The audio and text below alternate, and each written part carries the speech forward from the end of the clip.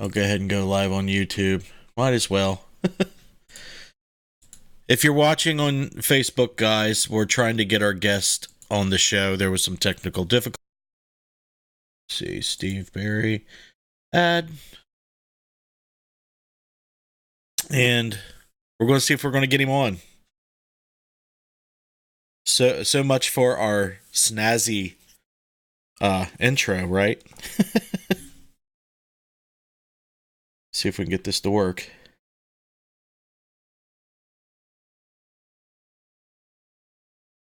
If this don't work, I may have to hang up and call everybody back.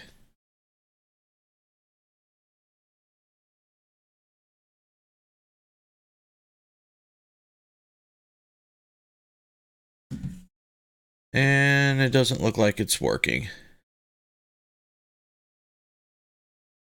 We're waiting. Sorry, guys. This is what happens when you have a live show that goes automatically. All right, I'm gonna have to hang up on you girls and call you back. I'll call you back.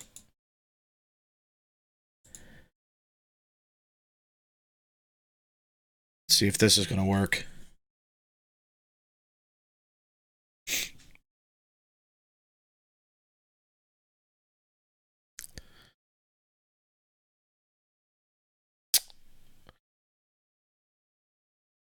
We're calling. I don't know if this is going to work tonight, guys. We're gonna try to get the guest on. But thanks for everybody for chiming in. I see Kenny Biddle on YouTube. I see Sam, John is on. Who we got on Facebook? We got Eric, Jamie Hunt.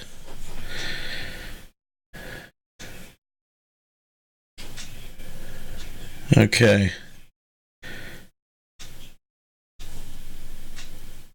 Answer call. I just did.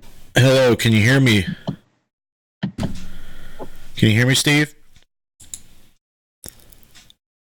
There they are. Well, hello. Well, you see us? I do see you. Okay. It's working. It has switched computers. Yeah, that happens sometimes. Let me call my chat moderators and get them on. So stand by, everybody. Okay. And we are already live, so don't pick your nose or fart or anything.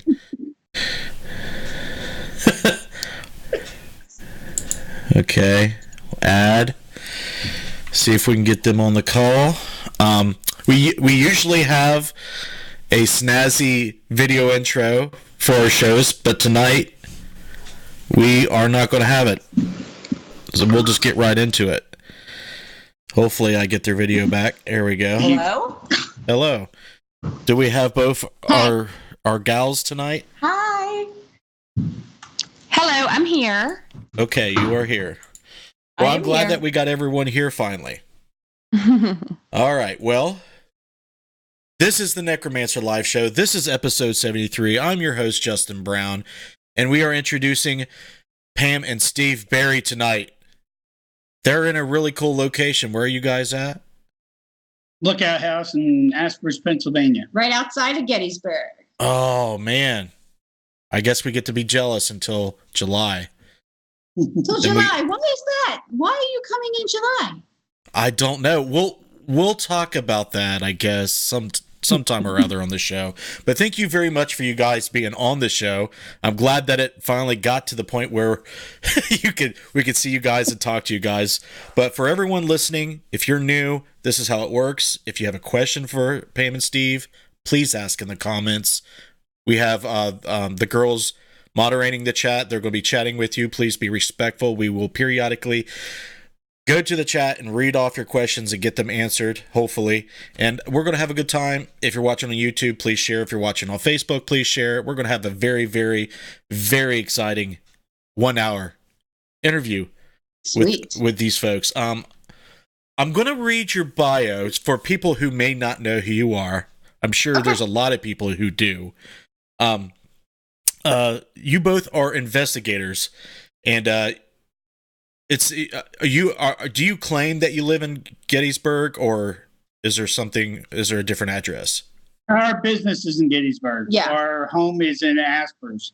Okay, so Pam and Steve have had separate spiritual journeys that has shaped who they are as paranormal researchers and practitioners, but those paths crossed in 2016. Stop me if I'm wrong here. When they married, Pam has had paranormal experiences since the age of 6, which led her to look for spirits and answers behind every corner.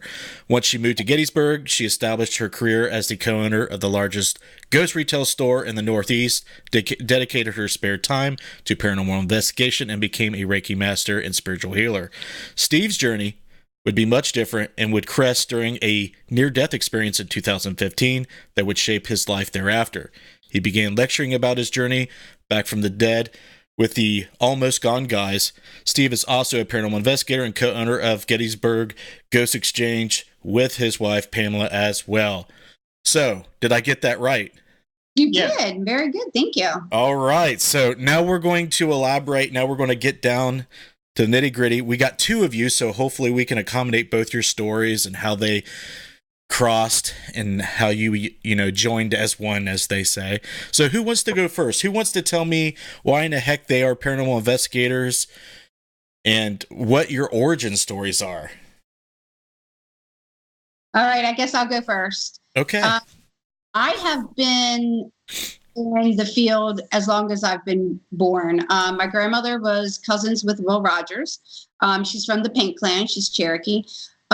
We grew up playing with our Ouija board and having seances on weekends. That was what I thought everyone did. I grew up knowing that there was something beyond what's here on Earth. I've just been very in tune. I'm lucky that my family was so open and with my journey. It's just something that we did. And I just kind of fell into that natural investigation as an adult. I just knew that there was ways to investigate what I was seeing. I used to see a lady at the bottom of my bed in Victorian bedclothes, and I still see her from time to time. And when I do, I know that there's a pivotal moment in my life, whether it's good or bad. She's my messenger, and I know that I need to pay attention to my events that are happening. And I met Steve at Wilson College, and we just started investigating together, and we're partners. I'm from Baltimore originally, and I'm really big into manifestation of your future. I was an abused woman. I moved my children here from Baltimore because I didn't want them. I knew that we were going to either become victorious or we were going to become victims, and I wasn't. There was no way that I was going to allow my children to become a statistic. So we moved here on the outskirts of Gettysburg. I used to drive by the Lookout House almost every weekend. I would put my children in the car and we would pack a picnic lunch and we would go to Gettysburg and just have picnics. And we would, we had little tools for investigating. And we would go by the Lookout House, which is our B&B now. And my kids would make up stories about this place. And they would say, I wonder what kind of people lived there. And I wonder what the people of the past were. And then lo and behold, all of that time that we were thinking about it, wishing it, feeling it in our hearts, that we were manifesting our future. And now I live here by grace of the universe. Wow. Yeah. So you did include in your bio to me that you were educated in Lilydale. Do you want to kind of touch on that before we go over to Steve? Absolutely. I got my Reiki practitioner, Reiki 1, Reiki 2. Then I got my Reiki Master. And then I actually went back to Lilydale for a year. And Tom Kratzley was my teacher. He's amazing. And I got my healing mastery there. So I got my master's degree in healing. I work in the temple when I get to Lilydale, when I'm honored enough to be able to get somebody to watch the store. It's my favorite place on earth. It's life-changing. If anyone has an opportunity to go to Lilydale, I say, please go and mingle with people. everyone is so like-minded there. You can just let your guard down. You can just feel that you're connected to universe. Your crown is connected while I'm through those gates. And it's just an amazing, life-changing place. Go to Lilydale. It sounds amazing. And what's cool about doing these shows, I always learn something new. And I didn't even know it existed until I read it in your bio. So I was like, what's that? And I Google it, and I'm like, whoa. It's been there from the mid-1800s. The Fox sisters settled there. It's been a mecca of the field. And I am actually going to be a teacher there August 29th. Steve, me, and Kendra. Kendra Belgrad. We're all three going to be teaching. And our class is speaking with spirit, with paranormal equipment, and without it. So we're going to actually be taking equipment, it's never been done before, through the streets of Lilydale and seeing who we can contact. That's awesome. So I'm very excited. Again, manifest your future. It was just... Top of the screen there, we're frozen. Are we? And I'm holding my water on our end, we are. Well, you're good on my end, so I guess... Okay. As long as you can see us. Yeah, we're good. So, Steve, I am really excited to hear your story. So where would you like to start? Well, Pam said that you passed away in your bio. She sent me. I'm like, wait a minute. No, he looks live to me. He's one of the only men or people in the field who have actually passed away and come back. I think one that's made it back. You, Scott Grunwald, Anthony. Yeah, they had strokes. They didn't have heart attacks. Right. The only person that had a sort of a heart attack was what's his name? Just here the other weekend. John Zappis. John Zappis. John Zappis. He had one, but he caught his before it did damage like mine did. 2015 actually was the day before April Fool's, so everyone thought I was playing a joke. To make it short, I was actually having veins pop in my legs. So I went, and that was back in 2014, the legs were popping. If your veins start popping from your ankles down up to your knees, go get your heart checked out, because they told me it was varicose veins, and it wasn't varicose veins. It was actually the blood was pooling in your feet, and your heart is clogged, so it won't pump it back up. So it'll show in your legs. Yeah, but tell him what. So, but I'm getting there. It's amazing. I understand. I got an hour. So she's like, ah! The reason why I tell what happens is because I want people to be aware. She'd rather me tell a story right away. And when I do the almost gone guy story, I tell it for a reason, because I want people to be aware. When we investigate, we eat junk. We don't eat right. We eat diners. And I did all that stuff filming Paranormal After Party for 6 years. That's all we did, is eat at diners and restaurants, and it ended up clogging me up. So anyway, on March 31st, I was talking to Pam on the phone, and we were FaceTiming. I lived up in the Poconos, and she lived down here. And my daughter says, it's time to get off the phone. It's time for dinner. Well, I got off the phone, went to eat. And then about a few minutes before that, before I got off the phone, I was running through the house. And I was showing Pam, when I run, the veins in my leg go away, which is weird. Yeah. And she goes, all right, we'll talk more about this after you eat. So I went to eat, and I took a spoonful of food, and I couldn't chew. So I said, something's not right. I don't feel right. So not thinking nothing, I got up. I said, I'll go check my blood pressure. Went in my bedroom, which is right down the hallway. My daughter was living with me at the time. Put the cuff on my arm. Checked my blood pressure. It was 127/72. That's not bad. So I was walking out of my room, and I saw baby aspirin on my dresser. And something told me, take a baby aspirin. So I went over there. I took 2 baby aspirins. I threw it in my mouth. I went back to eat. Took one bite. I still couldn't eat. I started getting like a pain in my jaw, like in this area. And I sat there, something's not right. So I went to stand up, and I got this pressure in my ears like you wouldn't believe. So I went to the back room, and I told my daughter, I think I'm having a heart attack. She goes, Dad, you were just running through the house like a maniac. You're hyperventilating or something. That's what's wrong. I said, no, something's not right. You need to call Pam. So she called Pam. Pam said, describe what's happening. And she told me, she goes, you got to call 911 right now.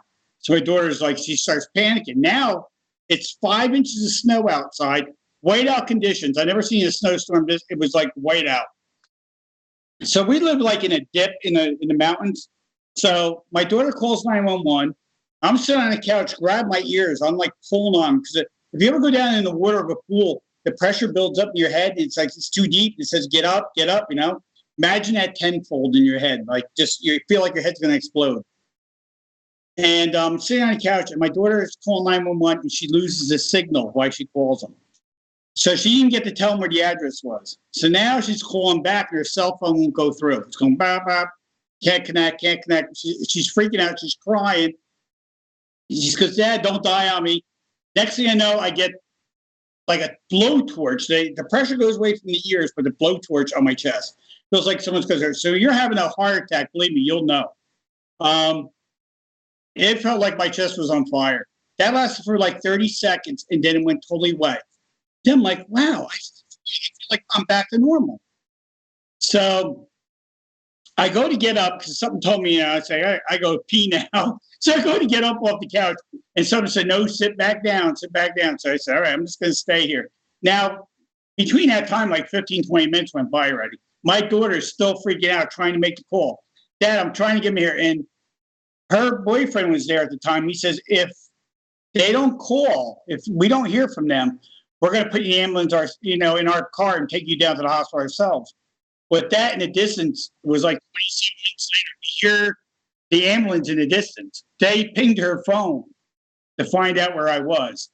They pulled up. And when they pulled up, they came in the house, hooked me up to all the EKG and that.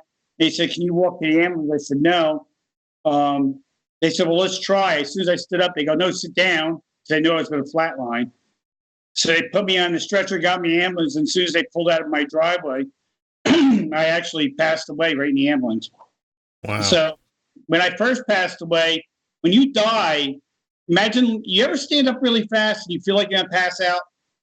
That feeling, you feel it come up the back of your neck, goes to your forehead. Mm-hmm. So imagine not stopping it. When your heart stops, that's what happens. This pressure comes up the back of your neck, and you know you're going to black out, and you cannot stop it. But imagine it laying down. So you're laying down in a resting position, and you feel like you're going to pass out, and there's nothing you can do about it. So I passed out. Actually, I didn't pass out. I died. When I died, the first thing I saw was it was like a photograph. You ever open a photograph book and you're at grandma's, you're looking through all the pictures?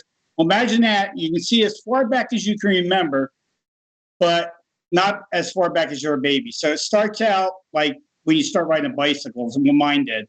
And I see the bike, and then I see my dogs that I had, then I see the car I first got, and it started going faster and faster and faster and faster and faster. And then I woke up flipping like a fish in the ambulance, and the guy goes, whoa, we just brought you back. Calm down. I said, brought me back? You took me out of my dream. Why? And he just looked at me weird. Because to me, it was a dream. I know I just passed away. And now I hear my daughter in the front seat screaming. She's like freaking out. She saw me pass away right in front of her. I ended up passing away 3 times in the ambulance on the way there. It was a 55-minute ride. I remember the ambulance pulling over and saying, I need something out of it, and call for Life Flight. And they said, we called Life Flight. They will not fly in this weather. You have to get them there. And then I heard the other paramedic say, we got to go faster. We're going to lose them. And he says, I'm doing 85 miles an hour right now. If we go any faster, we're going to all be gone. So that's how fast they were getting me to the hospital. It's a 55-minute ride from Milford, Pennsylvania to Scranton. I remember dying twice. And the third time I died just before we got to the ER. Because I remember coming around the corner and I could see the ER sign. And then I was telling them, I'm saying, I'm going to pass out. So me saying I'm going to pass out is me dying. I'm going to be dead. Get ready to shock me. They shock me. Next thing you know, I'm being wheeled into the ER. I get into the ER. Dr. Greenspan meets me. He's the ER doctor. I'll never forget his name. Because I'm Dr. Greenspan. He goes, I'm here to help you. And I got a whole team waiting. I said, great. I said, don't let me die. He says to me, you're not going to die on my watch. I promise you. I died right in front of him again. I ended up dying 53 times in the hospital. They were shocking me. That's why I got this tattoo. Well, I don't know if you can see it because our screen's locked. But 53 times I passed away in the hospital. They shocked me back. They read me my last rites in the hallway in front of my daughter, and then I don't remember anything from that.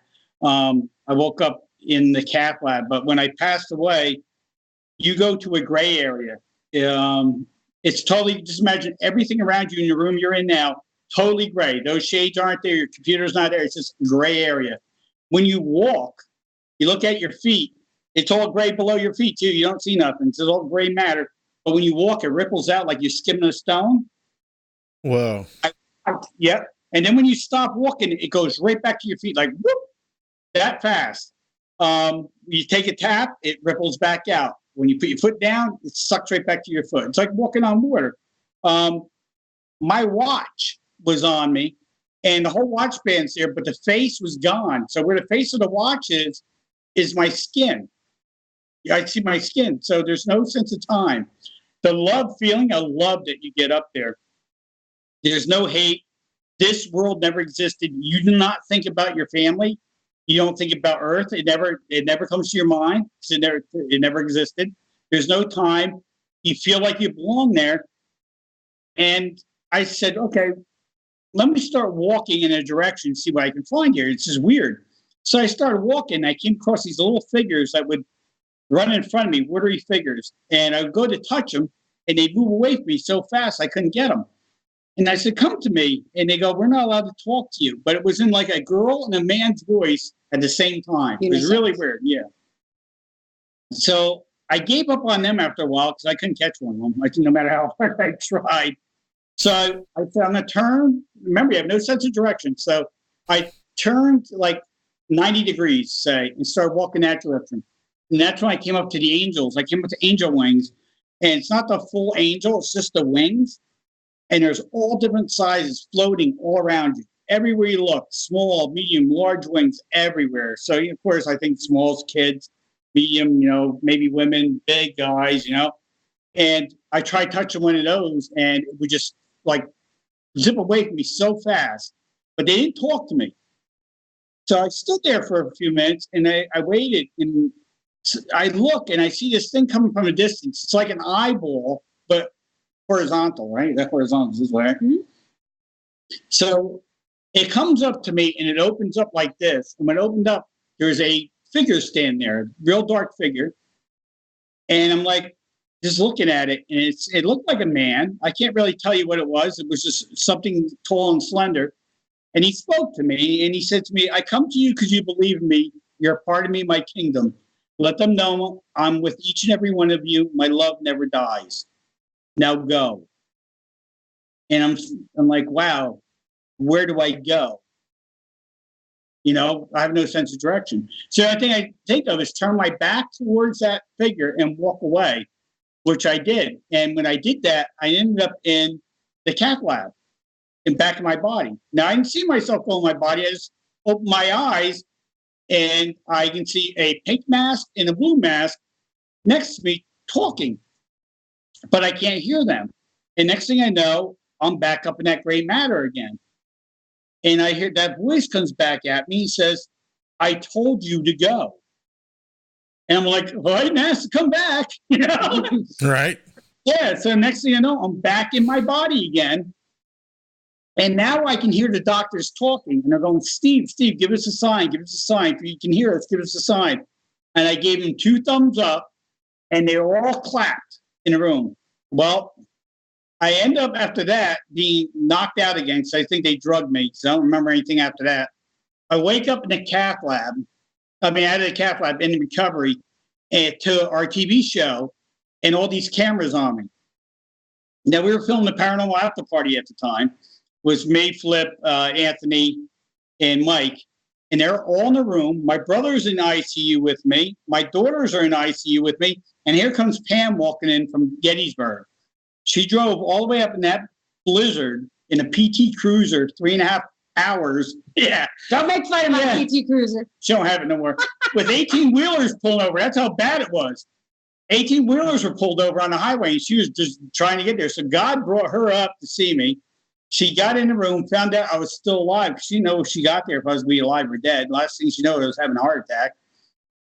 And Pam has a habit of hitting buttons. So the first thing she does in the room is, oh, this is all the equipment. She hits something, and I remember an alarm going off. And Flip, who's sitting next to me, because I woke up with him holding my hand. Now I got this guy holding my hand. I got 3 tubes down my throat, and I went up to cameras filming me. And they're all clapping that I made it. So the whole show was in there. And I don't know how they got in to this day, but she hit some button and Flip had to go over and fix it and shut the alarm off or something. I don't know what he did. It's just a monitor. But I'm trying not to laugh because I can't breathe. I have a machine breathing for me and everything else. I got 3 tubes down my throat. I can't talk or nothing. And I wanted a piece of paper because I had that message in my head and I wanted to write it down so I wouldn't forget it. So I'm going to my daughter and I'm giving her a signal, give me paper and a pen. And the nurse says, he can't write. He's all drugged up. Don't listen to him. She goes, no, my father wants a pen and paper. I'll give it to him. And the nurse walked out of the room. My daughter went over, stole a piece of paper and pen. I wrote angels on the paper. She still has it to this day. For some reason, I never wrote down what I just read off, what I just had said to you, because it's locked in my head. I from this day, I can't get it out. So whoever that entity that gave that to me has put it in my head, and so I won't forget it. And Pam's like, it's amazing how you can remember word for word of what was said to you. And it's just locked there. So I end up, Pam said I was in ICU for 5 days. To me, I was in there for a couple hours, and then I was brought to my room. That's what I thought, but I was actually in ICU for 5 days. I get up my room, and all of a sudden, all these cardiologists are coming to my room like crazy. And they're going, we just have to see you. And I'm like, why? They said, you don't know what we did to you? I said, no. They said, oh, well, wait. When of the cardiologists going to come talk to you? So this cardiologist comes in, his name's Dr. Lowen. And he says, Steve, I'm Dr. Lowen. I'm the one that found your clog. We had to go through both of your arteries and your legs and rush and see who can find the clog first. He goes, you had the Widowmaker. But not only the Widowmaker, you had 2 blood clots sitting on top of the Widowmaker. No one has ever survived that. It's not known. No one's ever survived it. You should have been like an athlete. You ever seen an athlete run and they die right there on a track? Or they're playing football and they die. That's the Widowmaker. That's what happened to my dad. He died at work. His heart completely exploded. Yeah, that's what happens. And they said to me, you shouldn't, that's exactly what should happen to my heart. It should have exploded. It didn't. He says, when I got through your heart and through those clogs, your heart took off like a freight train. He goes, no one could believe it. He said, I bet you had a lot of cardiologists come in your room. I said, I had whoever worked on me. He goes, believe me, there was a ton of people working on you. And if they keep coming to your room, don't worry about it. They just have to see you. Let them see you because you're a miracle. We call you the miracle man here. We've never had this. He goes, you were shocked 19 times, he told me.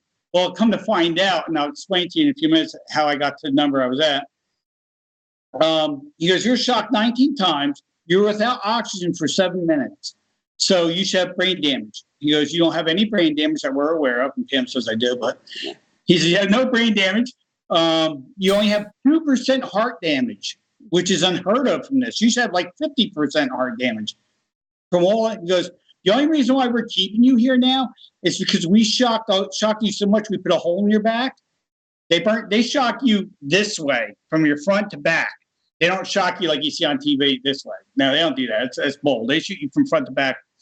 They shocked me so much they put a hole in my back, and I had to let that heal in the hospital. And my liver and my kidneys went totally out of whack from their shocking me so much. They had to wait until they repaired themselves. So I was in the hospital for another week, I think, after that? Something like that, yeah. And then they released me. And I ended up going back, I think it was like a week and a half later. I thought I was having another heart attack again. And Pam's like, oh, my God. So she calls the ambulance. Same paramedic shows up. He goes, not again. He goes, let's go. He throws me in the ambulance. We get up there. Come to find out that I was just dehydrated from all the meds they had me on. So they put a couple IVs in me. And as we go into the ER in the ambulance, they bring me in. A kid sitting there. He's going, I know you. You were just here. You're the miracle man. I'm like, what? He goes, yeah, we call you the miracle man. He goes, do you know how many times you were shocked? I said, yeah, 19 times. He goes, no, 53 times. I had to keep count for the state. When you get shocked, they have to keep a count of how many times they shock you. Wow. So, yeah. So he said 53 times I was shocked. He goes, "Do you remember anything when they gave you your last rites and you were with your daughters, and then we took you down the hallway?" I said, "No, I don't remember anything like that." He goes, "Thank God." He goes, "You were in the elevator screaming the top of your lungs." I go, "Oh my God, they're shocking him. He's awake." And they just kept shocking me because they figured my heart would go boom, boom, boom, boom, and then stop. And they'd shock me again, go boom, boom, boom. And the cardiologist just keep doing it. If we can get him in the cath lab, he'll survive. And I ended up surviving. And the thing is, when I was with Dr. Loman, he came in my room and told me who he was. He goes to me, "Do you have any questions for me?" And I said, "Yeah." And he goes, "Well, wait, before you ask me," he goes, "let me ask you one more." I go, "What?" He goes, "What did you see?"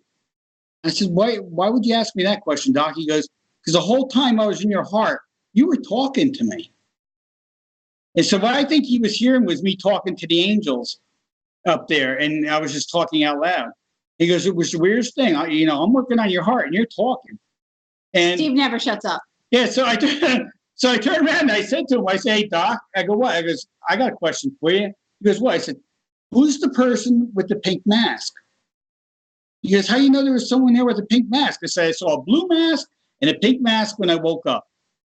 And this guy said, "Give me a sign," and I gave you 2 thumbs up. He goes, "Yeah, it's true, but how did you see that?" I said, "I could see it." He goes, "No, you couldn't. Your eyes are taped.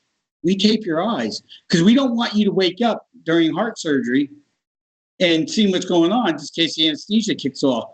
He goes, "So your eyes are taped. There's no way you saw us." He goes, "Now you're freaking me out." I said, "Well, tell me what I said. Tell me what I said to you." He goes, "I got to finish my rounds.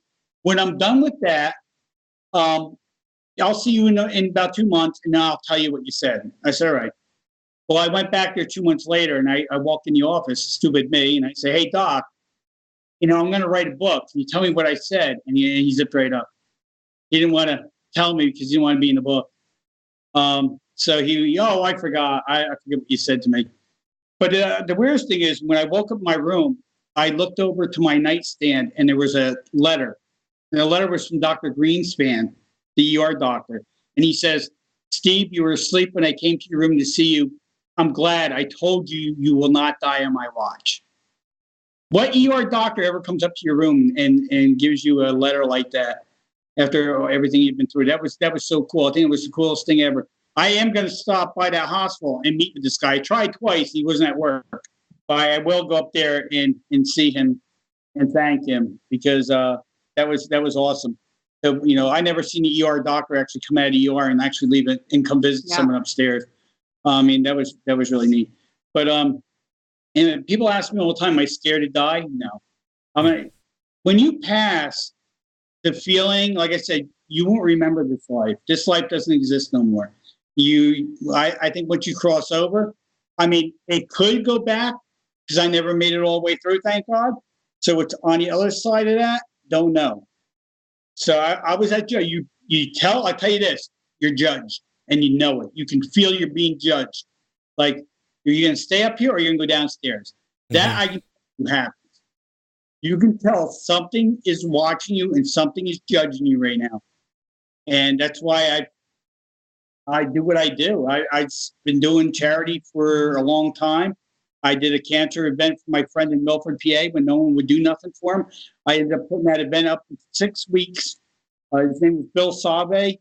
He ended up passing away, stage 4 cancer, but he got his last dream as that was to go to the beach, Ocean City Beach from Pennsylvania, with his family before he passed. He got that dream came true, and he ended up passing 2 weeks after that.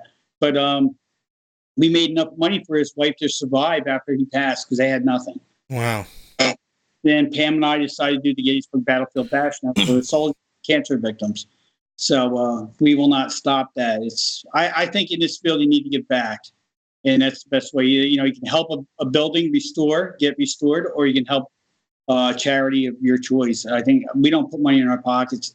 I mean, we do side events on the side. That does some because we got to pay bills. But with these big charity events, we don't take a dime. It goes right to the soldiers and to the cancer victims. And we had Connor at the bash last year, and he had stage 4 brain cancer.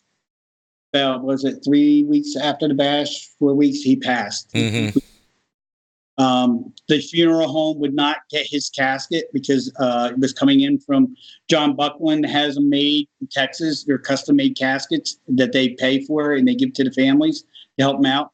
And they're all customized. His was a fishing, had a big bass on it, and him casting with his picture on it. It had Batman logos because that was his favorite. Yeah, character. That's really cool. Yep. And I ended up going to the airport and picking that casket up and getting it to the funeral home with a half hour to spare before viewing because they would not go pick it up. I went personally in my truck and went and got it and delivered it. So it's something I like doing. All right, Steve. I love everything you're saying, but we're going to have to go get some of these questions asked for you guys in chat, and maybe your wife can talk a little bit too.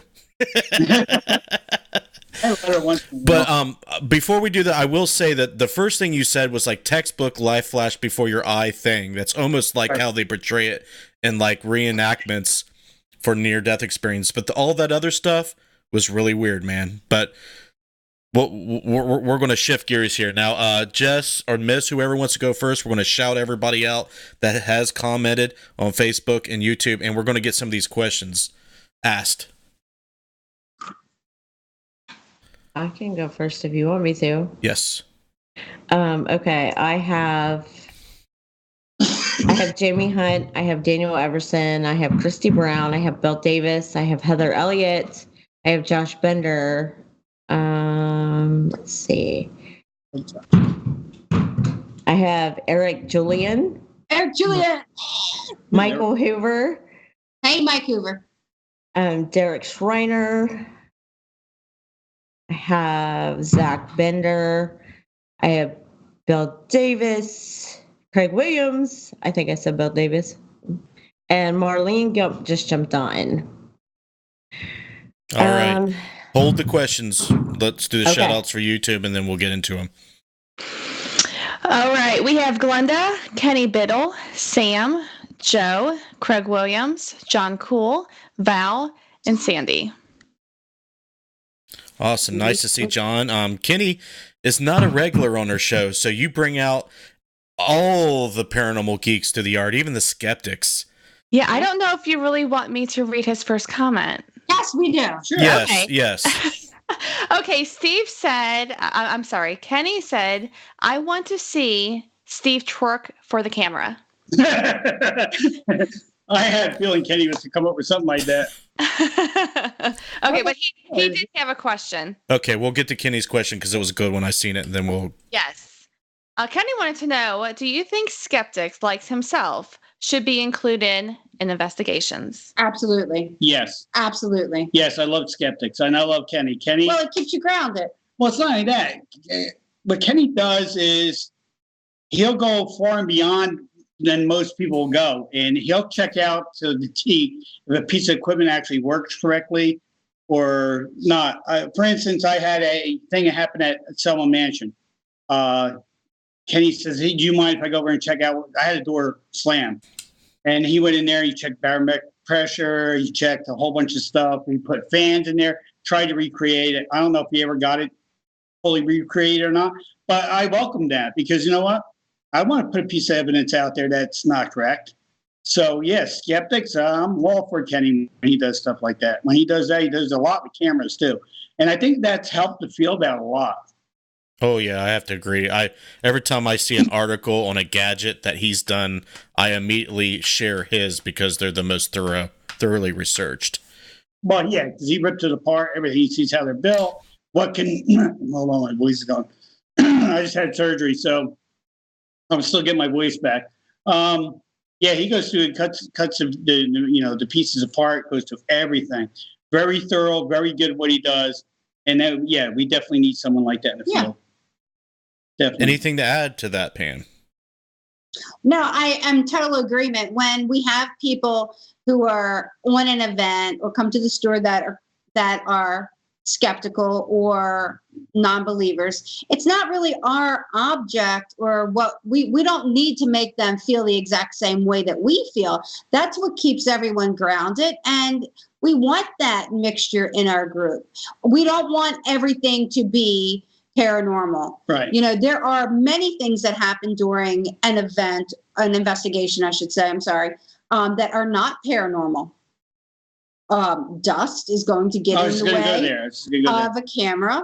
And Kenny was like one of the biggest founders about that. Kenny, back in the day, when we go way back, he came out with a book with Dust or Orbs, which has actually helped the field out a lot. People laughed at him at first, and I took him serious because, you know, that was educating people of everyone was putting these pictures up of dust.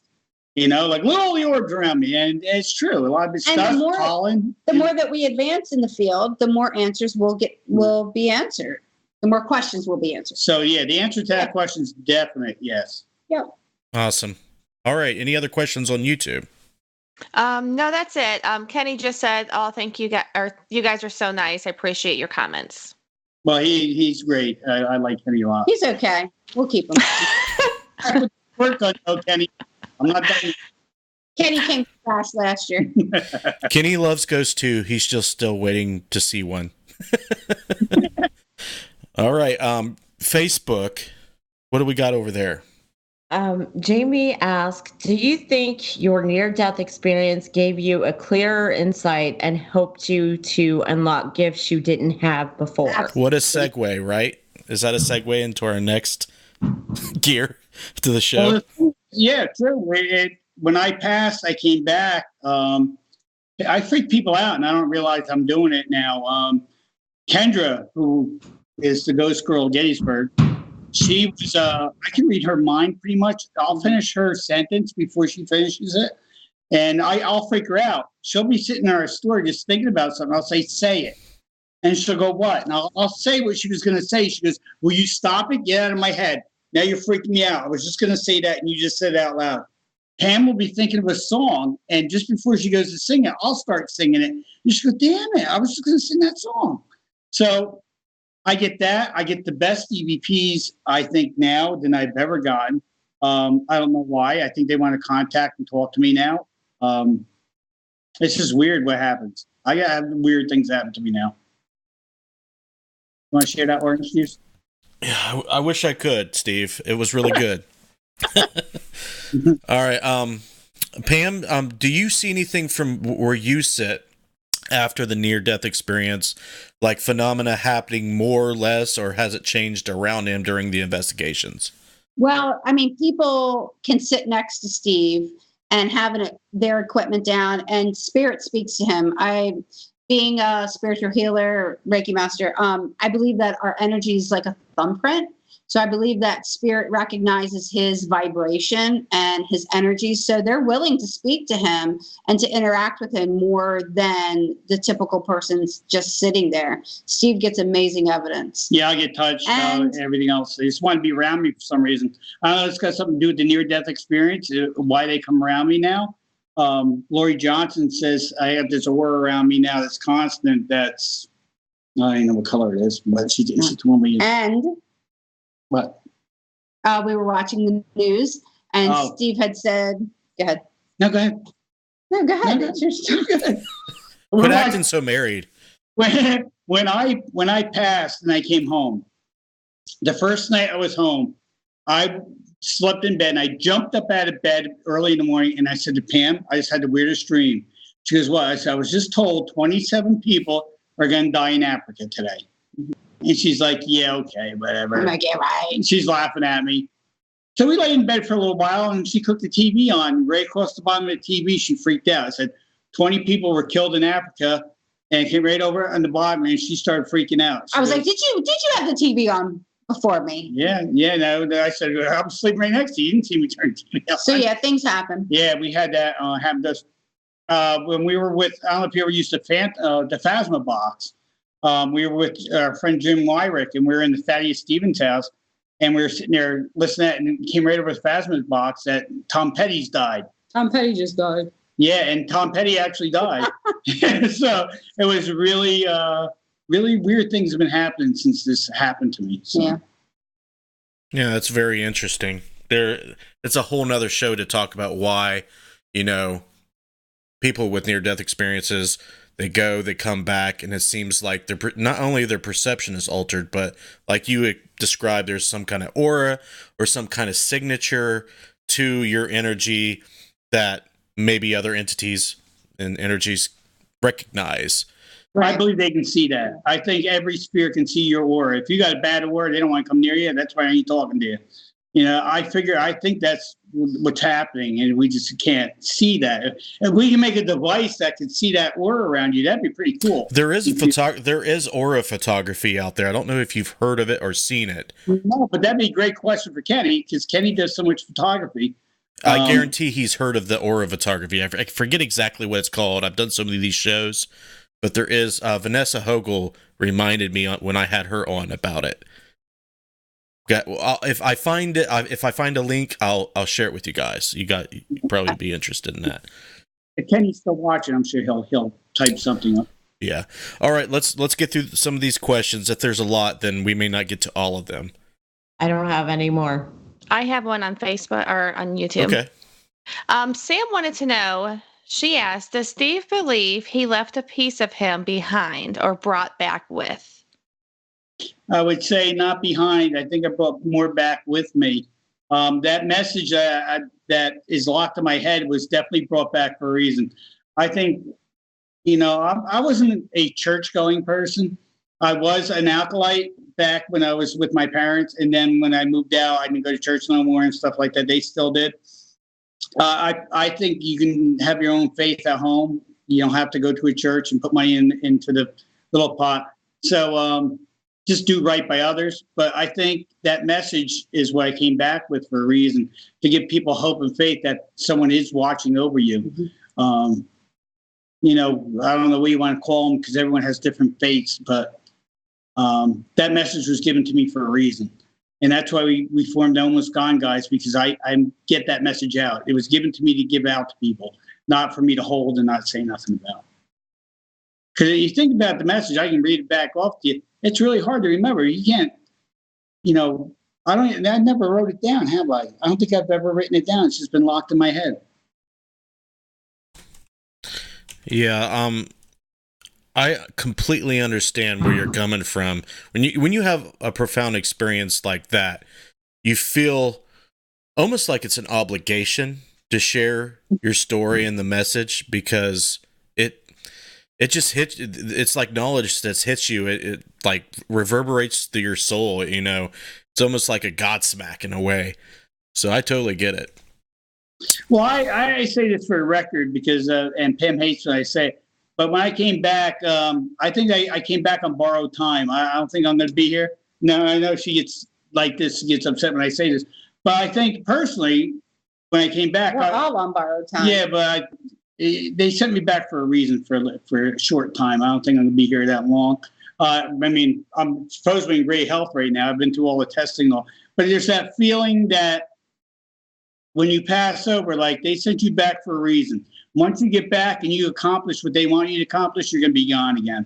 And that's so. Just for the record, you have it on your show. Something's happened. We're only a heartbeat away from eternity. So. But everyone has. I always feel you have a number. When it's your number comes up, it gets yanked. You go.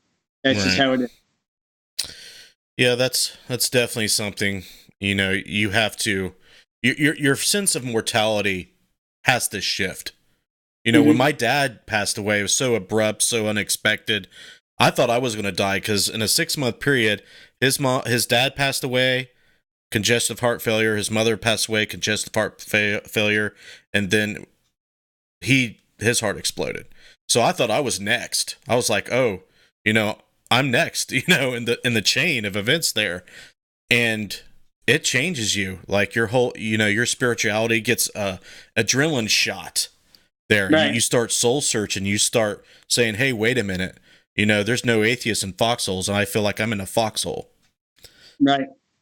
Yeah. So yeah, that's really cool. Okay, let's talk about what you guys do at the bash, because I want to make sure we get that in there. Or is it the 3rd annual or the 4th annual coming up? I can't remember. The third. Okay. Let's talk about. I know you spoke a little bit on it, but let's get those details out so everybody who don't know what it is know what it is and why you're doing it. So we'll start back at the beginning real quick. My son's an airman, and we just wanted to do something for our men and women who fight for our freedom every day. We kind of feel in our heart that sometimes they're neglected, and life is busy, and sometimes important things get pushed to the back. So 3 years ago, our store is on the historic Baltimore Pike, right at the bottom of Culp's Hill. So it's our store, State Farm, the Pike Restaurant, and Comfort Suites. We took over the entire historic Baltimore Pike. We talked to all the owners, and they said, let's do this. We gave them our idea for the Gettysburg Battlefield Bash, and they all joined us. And it's how wonderful the whole town of Gettysburg actually came together for this. So we did the first one there, and we ran out of parking.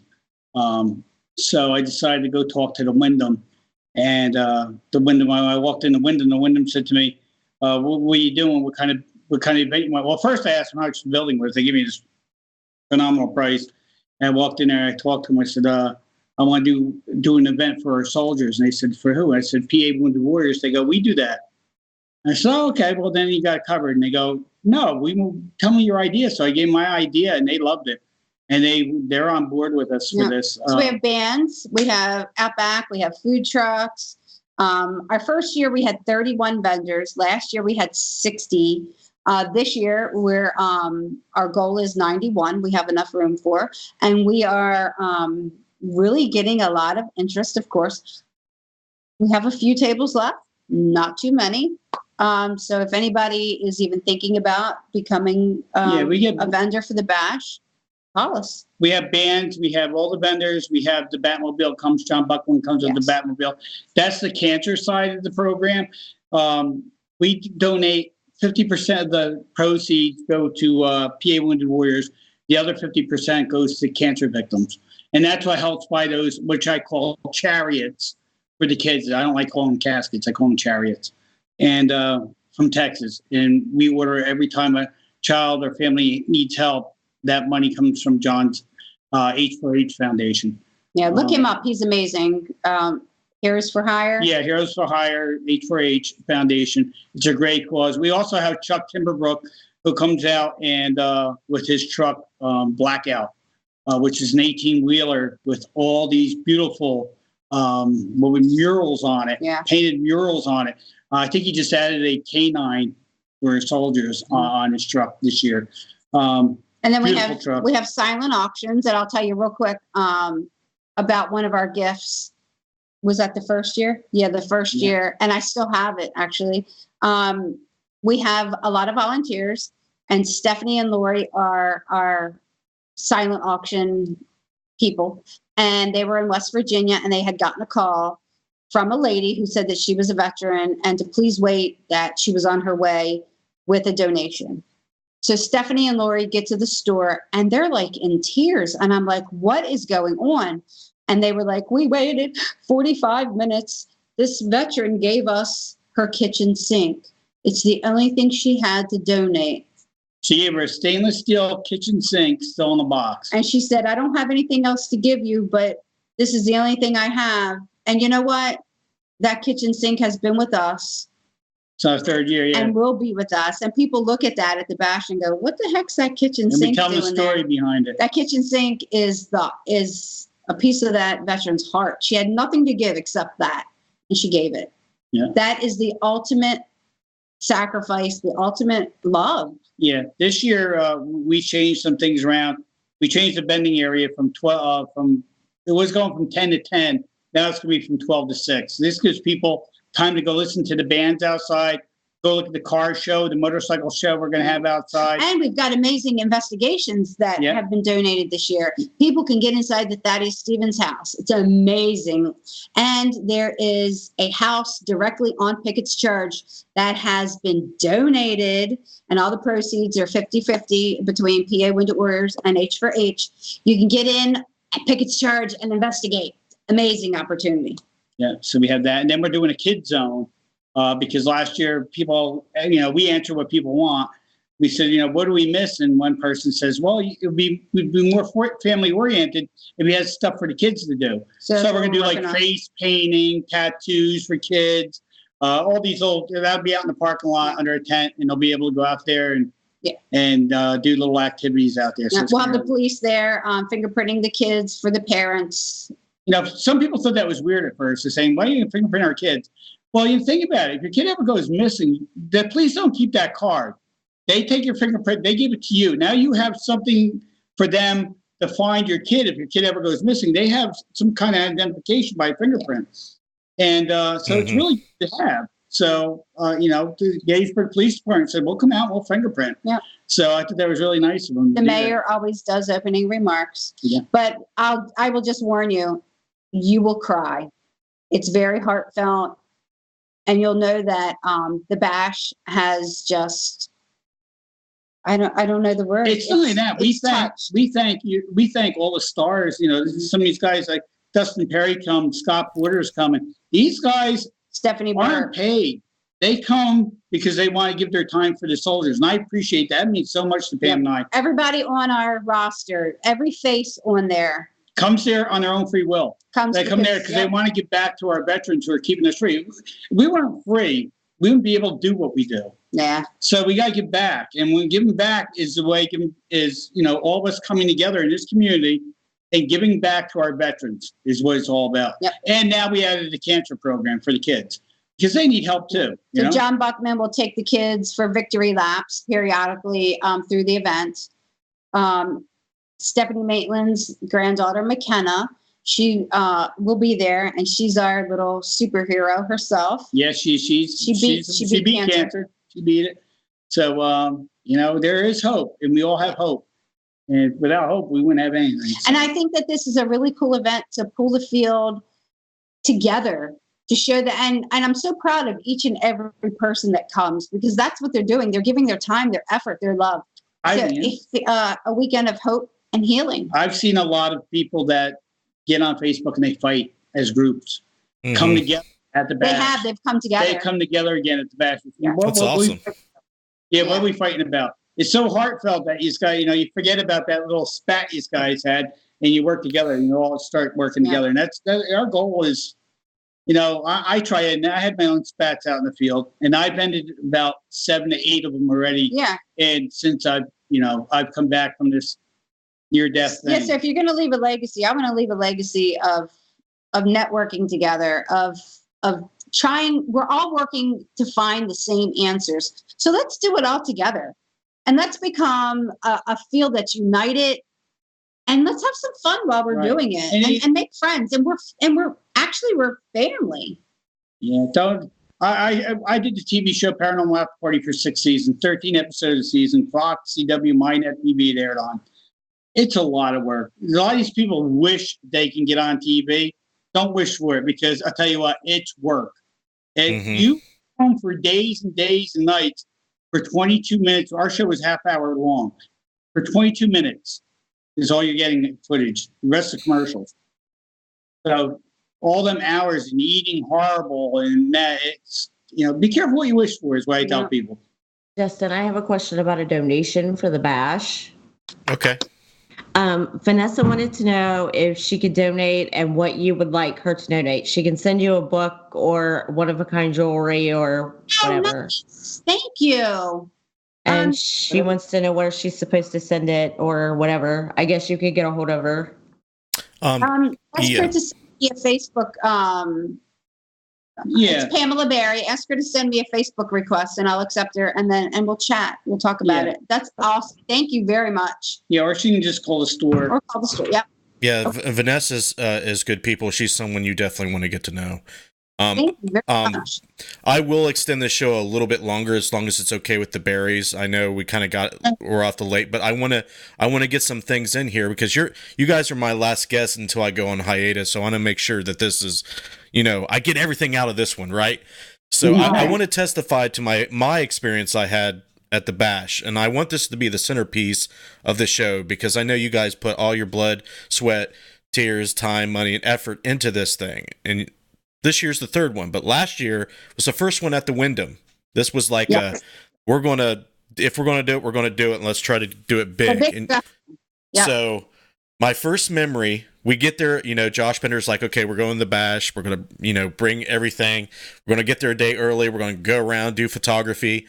It was super great. First time in Gettysburg. But the first day you had us in the room outside of the event room. I think it was the director of the Wounded Warrior, Helen. And we were going to do a surprise, for her. And when she walks in the room, of course, we all start clapping and she gives a speech. And right from then, it felt like not just your normal Paracon. It felt personal. It felt emotional. And I think that set the tone for everybody that's new to the cause, and let everybody know this is what page you're on in the book you need to be on. And it just, it carried through the rest of the weekend. It was phenomenal. Like the way you guys had set it up was great. It was warm, but the weather was kind of rainy here and there, but the air conditioning was nice. But I just had a fantastic time just to see the Batman impersonator come in. I did live stream where he marched around the event room for the kids. It was just great. You guys did a fantastic job, and I think that it's going to be probably one of the biggest Paracons here in the next couple of years. Thank you. I just wish the best for you. We're going to be there this year again. We're going to go double table electric and try to pull out all the bells and whistles for Deadlight and Interface Death. So I'm just glad to be a part of it. We're still waiting for a light from Josh. We got the store. We're trying to put him in the store. Dude, half of the planet is waiting for a light from Josh. He's one guy who builds a custom light that is insanely complicated and handmade. So it's hard to get one now. Wait, I apologize too. It's so hard when we do the bash that I had people pulling me here, and I had the Wyndham pulling on me too. So I'm the one person that it's very hard to get a hold of and talk to. And a lot of people are like, he's rude. He didn't even say hi to us. It's not that I didn't want to say hi to you. It's just that I'm yanked here, yanked there. Yeah. So I solved that problem this year. Yeah.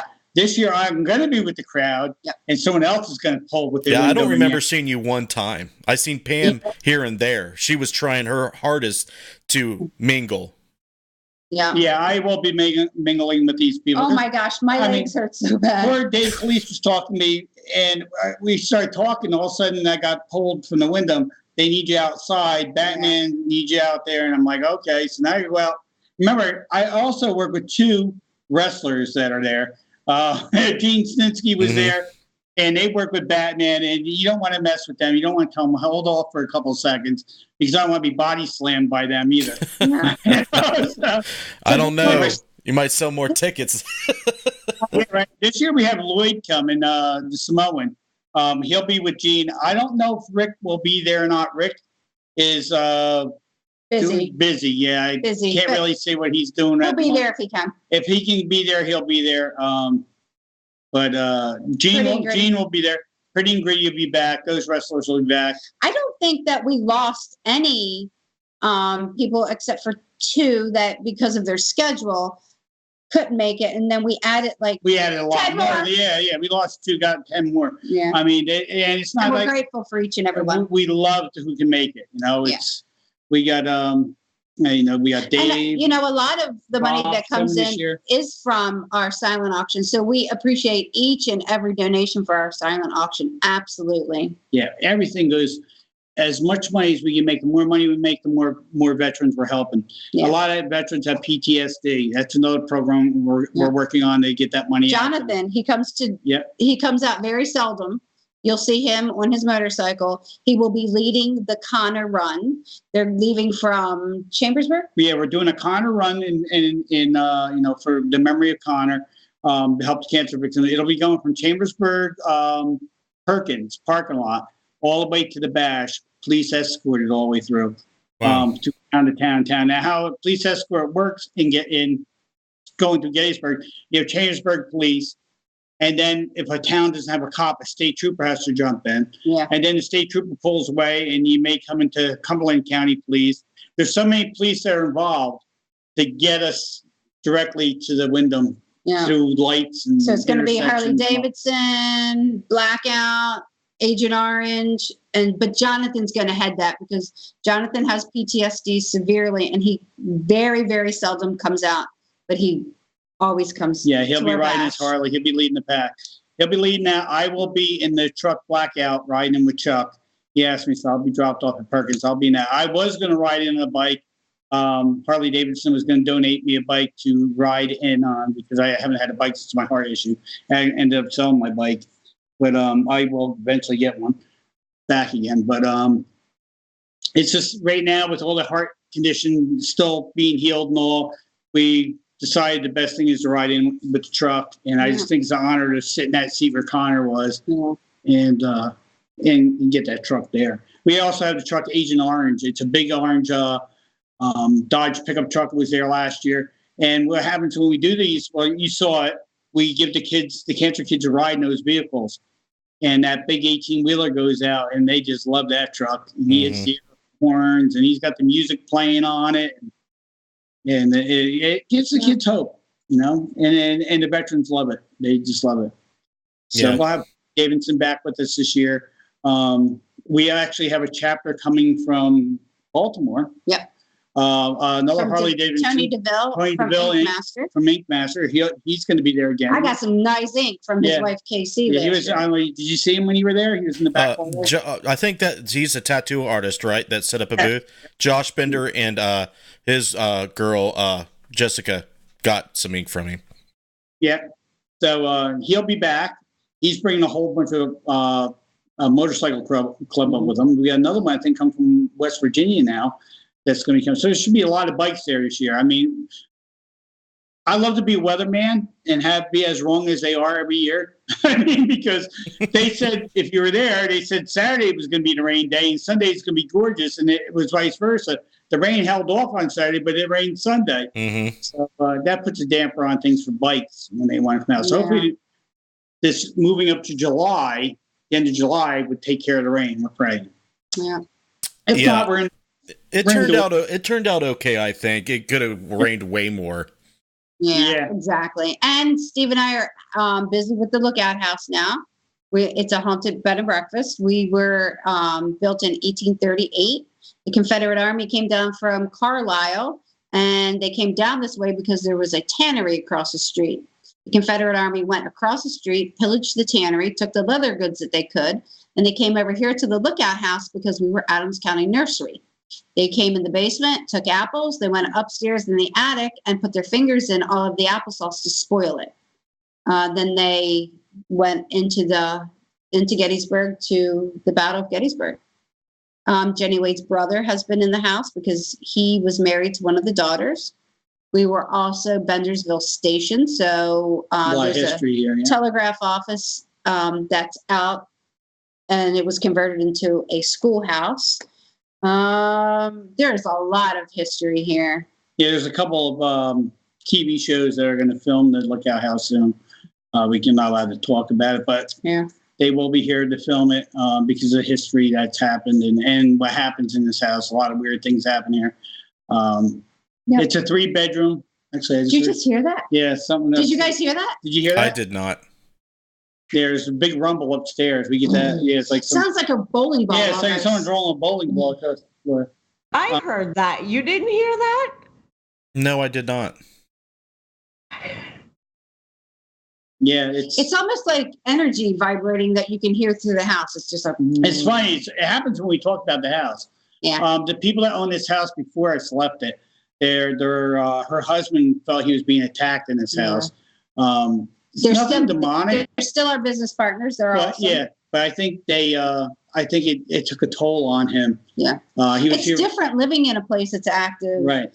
Than going and investigating and going home to the security of your house. Mm-hmm. Here, we are in there's something all the time happening.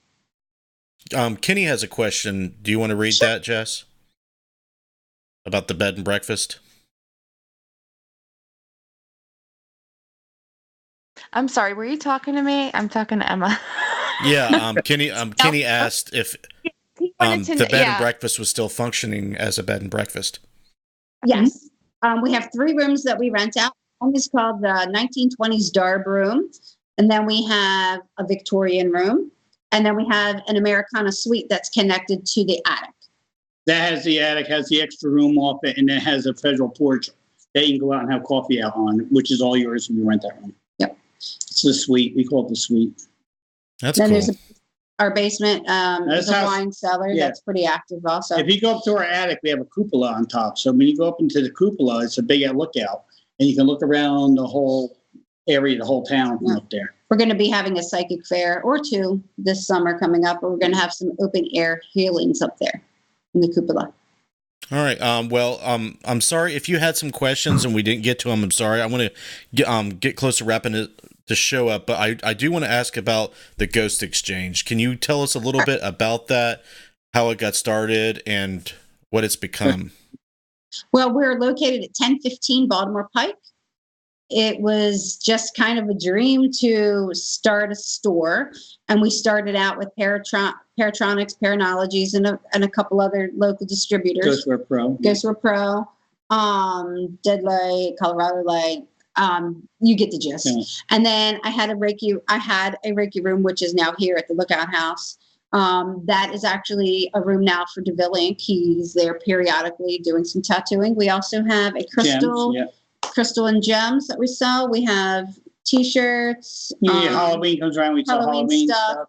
So we've actually become the place where the paranormal field gathers. People come in, have a cup of Deadly Grounds coffee. We talk about the field. We gather, we unite, and we just share our evidence with each other. So yeah, that's the best part about owning a store. People come in, I'll fix some of their equipment. It comes in broken and stuff like that. I'll do quick repairs if I can for them. But the best thing is hearing the stories, the evidence that people capture. Yeah. They'll come in, and you get some weird stories too. Yeah, you get. And we're on 2.5 acres of undisturbed battlefield. So we go from the historic Baltimore Pike back to the National Cemetery. Yeah. We also have a barn on the property. So a lot of times people will come in. We actually are having an investigation of GGE, Gettysburg Ghost Exchange. That's coming up soon. At the end of the month. But people go out in our yard, because it is battlefield, and use their equipment from time to time. We got a good EVP in the store. When we first opened up, people were saying they were getting touched by our cash register. And we had like 3 or 4 people tell us that. And then my partner, who used to be my partner, he came in and he's talking to me on one side of the cabinets, and I was on the other side. And he goes, he jolts. I go, what's wrong? He goes, something just pulled on my collar. I said, hold on a minute. I said, you're the 4th person that said that. He goes, lock the door, lock the door. So we locked the door, put the close sign on, put a recorder out, and the K2 meter, and started asking questions. About 2 minutes into the questions, we get an EVP where a friend of mine says, do you know the South lost the war? Does that bother you? And we got an EVP loud and clear that says, we won? Wow. And then you hear me go, wow. But I go, wow, because the K2 meter pinned on red. And she's like, wow, look at that K2. I was like, wow. Yeah. Okay, you got to know, I don't use a K2 meter ever. And that's what we were talking about earlier. It was also a couple more pieces of equipment that went on too. But the question of the day was, do you use K2 meters? And I'm like, no, not really. I've got all this equipment, I just don't. And then She believes now. It went off, and I was like, wow, okay. Yeah, that thing pinned to red the whole time he was screaming. Yeah. I saved that recorder. I have it. We'll let you hear it when you come to the bash. We'll play it. Yeah, I'll play it for you. But he says it crystal clear. We won. Wow. So, which means he's a Union soldier, because he just found out he won the war. And no one's been touched since. Yeah. Since he got that. I think he got his message and he moved on. And you can feel his excitement. He goes, we won. Wow. Yeah, he draws it out. But It's an amazing EVP. It's the best EVP I've ever I played for John Zappis one day, and John Zappis said to me, where'd you get this from? So I got it from my store. He goes, well, I won't say exactly what he said, but he said, play it again. I played like 3 times for him. He's like, all right, like that. Yeah, that was a real good EVP. Yeah, it was good. Especially out of Gettysburg. Now you definitely got one from a soldier. Yeah, Gettysburg is a place like no other I've been so far. Absolutely. Josh took us to the Devil's Den and Little Round Top. As soon as we go through there, you know the feeling like you're in high school and someone's like wants to fight you, and he comes up to you in a hallway and he says, "Meet me behind the speedway at 4:00 after school," and you start to get those butterflies in your stomach, like you know that you're about ready to get into a fight. You start to get the nerves start flowing. That's exactly what it felt like, but sad. Yeah. At the same time, and I'm like, why? What's going on? And it took me a while to figure out what it was, but it was that butterfly feeling. Like it translated perfectly, because that's probably what most of the people there was feeling, like an imminent battle was about to happen. Right. Well, he got mad at me one time over there by Devil's Den. Up in Triangular Field. We went walking back there. Flip Searles was with me, and it was Flip, Pam, and I, and we walked through this field, and I came across a salt circle out in the middle of the field. So what would you do? And it had these objects in it, and Pam says, "Don't go past the circle." I said, "Don't touch it." So Flip and I pick it up. Picking up the objects at it. We put it back. We didn't take them. We put them back. And she goes, "Now you're doomed. Something's going to happen to you now because you broke the circle." There's certain things I'm like Kenny as a skeptic. There's certain things I believe in. I think the best piece of evidence, even though I own a store and saw all this evidence, all this equipment, I still can't go past an EVP. When I'm in a room and I ask a question, I get a response. Yeah. I know I was the only one there. I could be in the dead of night. Don't go telling it's the neighbor. I'm hearing the neighbor all the way over there. I'm not. Mm-hmm. You know, when answering my question, I know that it's personal. It's personal that way compared to with something lighting up in a gadget. I mean, do all these things work? Yeah. I mean, K2, when we get the EVP work, beautiful. I mean, it pinned when he was screaming. So does that equipment work? Yeah, it does work. Yeah, there's issues with a lot of this equipment and tools used. And, you know, Kenny, tries to advocate, looking at things not in the paranormal, scope all the time. Because K2s pick up almost every damn thing that emits radioactive, electromagnetic frequencies. But there are meters out there that narrow down the spectrums a lot more that you can use. And, if you get an EVP and it pegs, that's a little bit more interesting data than you would than if you're sitting there with your cell phone pointing at the K2 and it goes off, for example. Yeah. All right, guys. Well, is there anything else that you want to plug before we wrap this up? I don't want to go on too much longer, but is there anything else you want to plug? I know the Bash is the last weekend in July, so make sure. July 28th. Okay. Book the room. Go to my. I tell them to go here. We're going to put on it should be on the Bash wall too. It is. But there's a link to get your room if you want to get a room with the window, and you get a heck of a lot cheaper if you go to that link. Do not call the Wyndham. Yeah. When you call the Wyndham, you're actually calling corporate. You will not be put into that room block. And people made that mistake last year. You must use the link I give you. That link, you click on it, it'll drop down.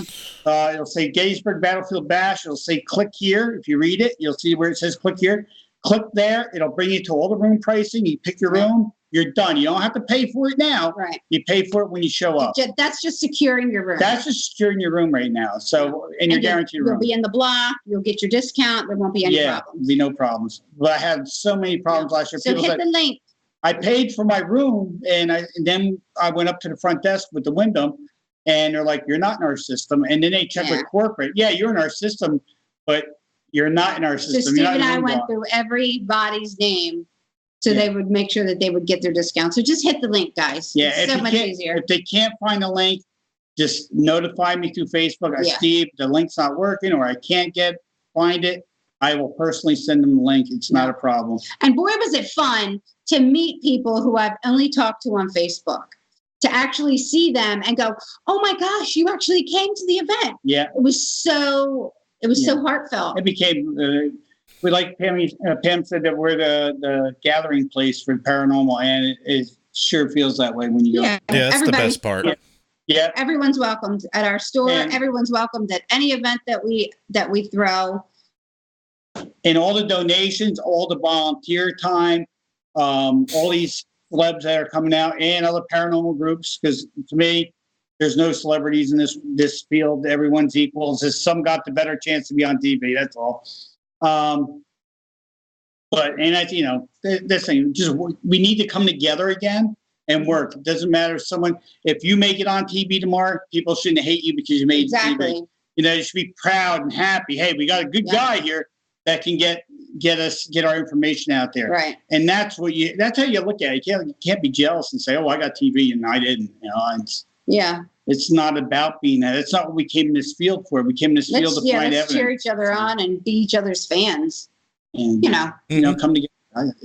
If people want Pam and I at an event to help out for charity, to save a building or something, give us a call. We'll shoot out. As long as we can make it with our schedule. We don't charge nothing. We're pretty free. We just go out there and we just like doing it. Mm-hmm. Yeah, that's awesome. Anything else that you would like to plug? Anything else coming up? Hallowed Ground Tours coming up. We have a limousine that we take you to Gettysburg. It's our own private tour Pam and I put together. It takes you off the beaten path.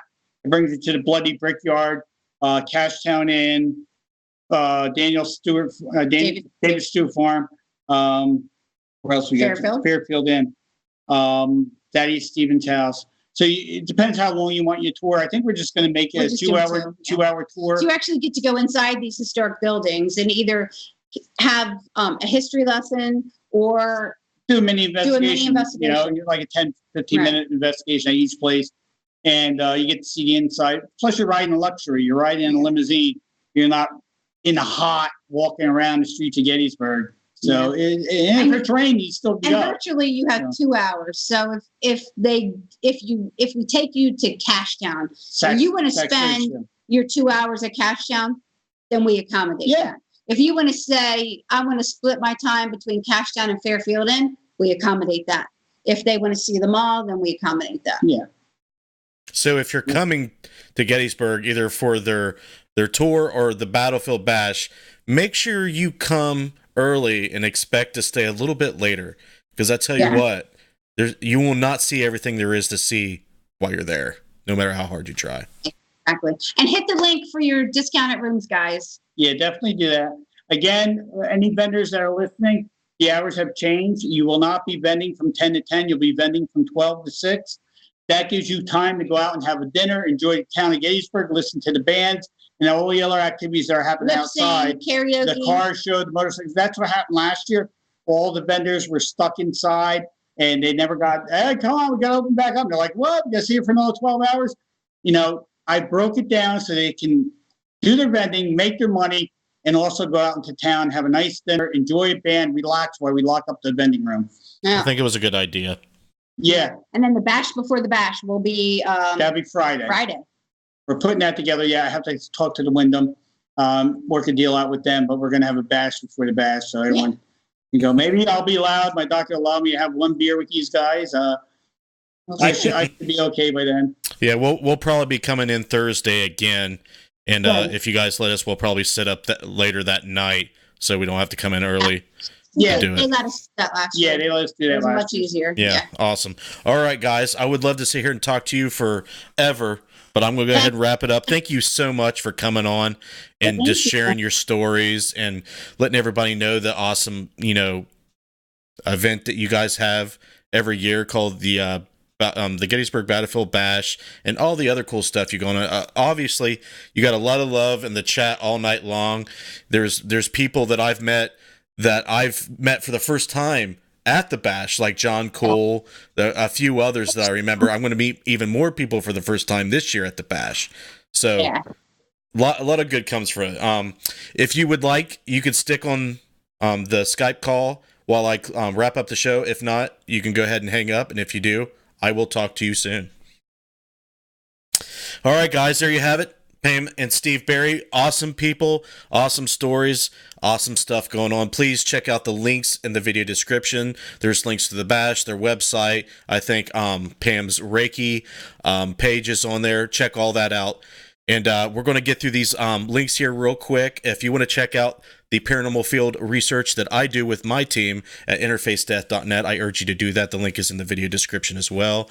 If you would like to support what you see here, this live show, other shows that we do, and our paranormal field research and the video production that we do, check out patreon.com/support interface death. Any $1 a month or up will help us tremendously, and you get rewarded as well. We'll elaborate on that in a moment. Check out Necromancer Live Show on Facebook if you're watching on YouTube. You can check us out on Twitter at Interface Death and get updates on everything. And you can check out all of our cool photography on Instagram. Our Patreons is what makes this content possible. They're always listed on our live streams and as producers in our videos. We have Clay Borman, RJ Murphy, Casey Schreiner, Jessica Bias, Scotty Fox, Bill Davis, Joe Vitelli, Heather Elliott, General Rogue, Craig Williams, Cherry Capital Shadow Seekers, and the Ghost Guild. Thank you very much for your contribution. If you would like to see your name listed and be a part of what we do, please check out the Patreon link in the video description. And that's where I'm going to leave it. Thank you guys very much for joining us tonight. Sorry for the rough start there, but we had an awesome show. I love you very much. You're in my heart. Stick around for some video promotions at the end if you have not watched them. I'll see you guys next time.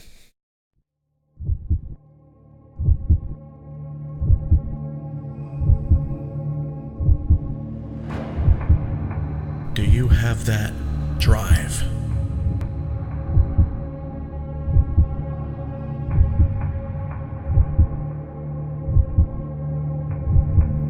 That morbid curiosity to explore the darkness?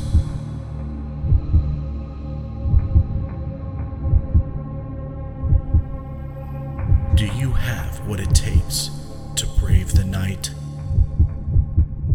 You do? Good.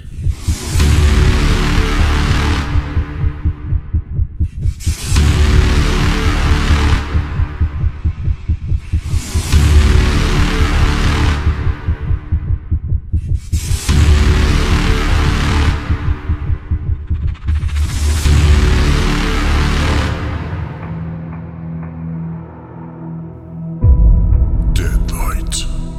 For those who aren't afraid to see what lurks in the night.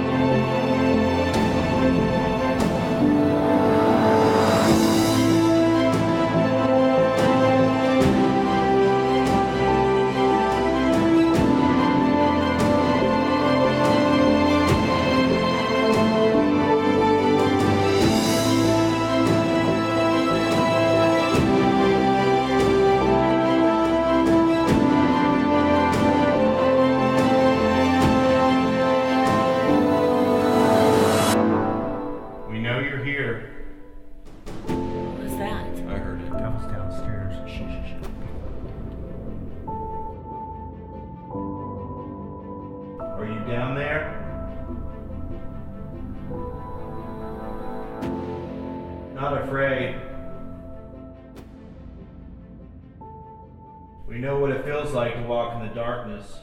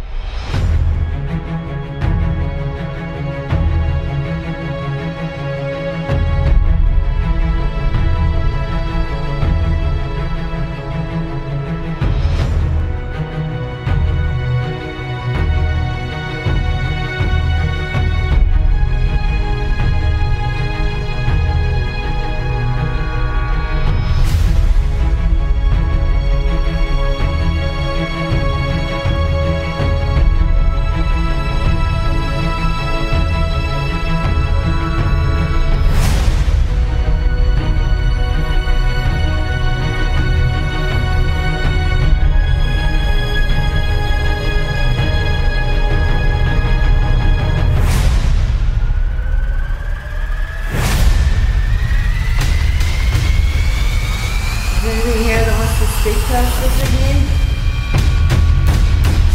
Are you in this room over here? What the fuck, dude?